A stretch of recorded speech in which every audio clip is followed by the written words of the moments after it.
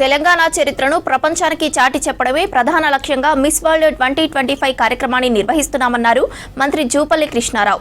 ఈ కార్యక్రమం ద్వారా తెలంగాణలో మరిన్ని ఉపాధి అవకాశాలు పెరగడంతో పాటు పెట్టుబడులు పెట్టేందుకు ఇన్వెస్టర్లు ముందుకు వస్తారన్నారు. మిస్ వరల్డ్ పోటీలపై ప్రతిపక్షాలు చేస్తున్న ఆరోపణలు మతిలేని ఆరోపణలన్నారు. మిస్ వరల్డ్ పోటీలకు సంబంధించిన ఏర్పాట్లపై మంత్రి జూపల్లి కృష్ణారావుతో Yadagiri face to face.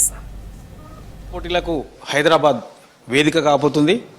Miss world 2025కు సంబంధించి తెలంగాణ చరిత్రను ప్రపంచవ్యాప్తంగా చాటి చెప్పేలా ఈ కార్యక్రమాన్ని ప్రభుత్వం నిర్వహిస్తుంది. మరి దీనికి సంబంధించినటువంటి ఏర్పాట్లు ఎంతవరకు వచ్చాయి, ఇప్పటి వరకు ఈ ఏర్పాట్ల విషయంలో ప్రభుత్వం తీసుకున్నటువంటి చర్యలు ఏంటి?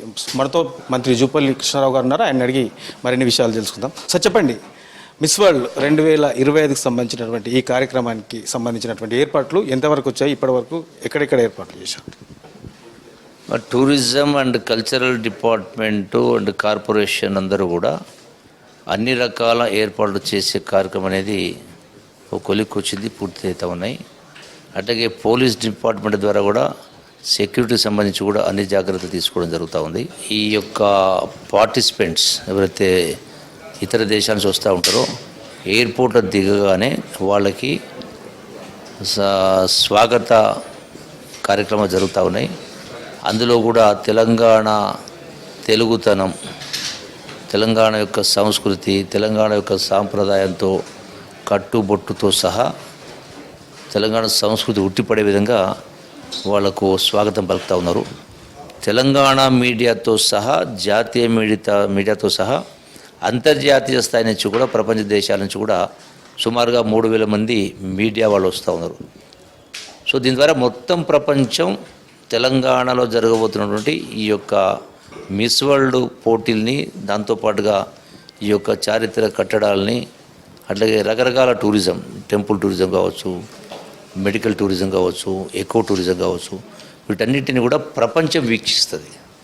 రాష్ట్ర ఆర్థిక పరిస్థితి బాగలేదు కాబట్టి రాష్ట్ర ఆర్థిక పరిస్థితిని మెరుగుపరచడం కోసమే, ఈ యొక్క పర్యాటకులను రప్పించడం కోసమే, పర్యాటక ప్రాంతాలని అభివృద్ధి చేయడం కోసం, పెట్టుబడులను ఆకర్షించడం కోసమే ఇది చేయాల్సిన అవసరం ఏర్పడ్డది.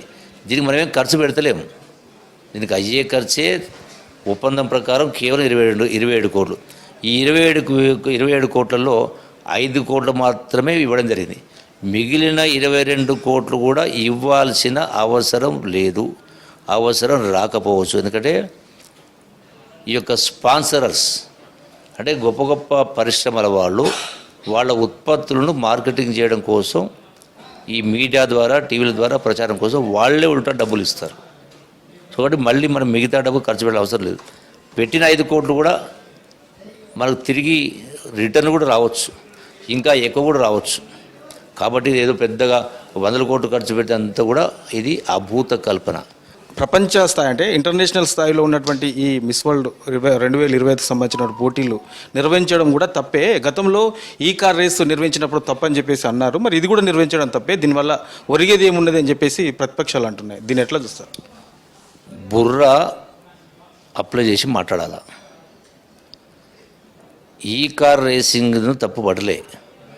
ఈ కార్ రేసింగ్ పేరు మీద ఎటువంటి అగ్రిమెంట్ లేకుండా, ఎటువంటి ఒప్పందాలు లేకుండా ఉన్న పళంగా ఫారిన్ కరెన్సీ ద్వారా ఇతర దేశాలకు డబ్బు పంపించారు. దాన్ని తప్పు పట్టినరు, వాస్తవం కూడా. దీనికి సంబంధించి ఇది ₹1 పెట్టుబడి లేకుండా మొత్తం ప్రపంచానికే మనం చూపిస్తా ఉన్నాం. రెండవది, ఈ ప్రమోషన్ ద్వారా ప్రతినిత్యం కూడా టూరిస్టులు రప్పించే కార్యక్రమం చేస్తాం. గతంలో జరిగిన ఈ కార్ రేస్ పైన ఒకసారి వీక్షిస్తారు, మర్చిపోతారు, అంతే క్లోజ్. అట్లా కాదు కదా, ఇది టోటల్గా ప్రపంచం నుంచి ప్రతినిత్యం కూడా టూరిస్టులను తప్పించేటువంటి ప్రయత్నం. సో ఇది మొత్తానికి 2025కి సంబంధించి అందాల పోటీలు అనేది, దీనివల్ల తెలంగాణ చరిత్రను ప్రపంచవ్యాప్తంగా చాటి చెప్పడమే ప్రధాన లక్ష్యంగా ఈ కార్యక్రమం ఉంటుందని చెప్పేసి మంత్రి చెప్తా ఉన్నారు. కెమెరా పర్సన్ ప్రవీణ్తో యాదగిరి, V6 న్యూస్, హైదరాబాద్.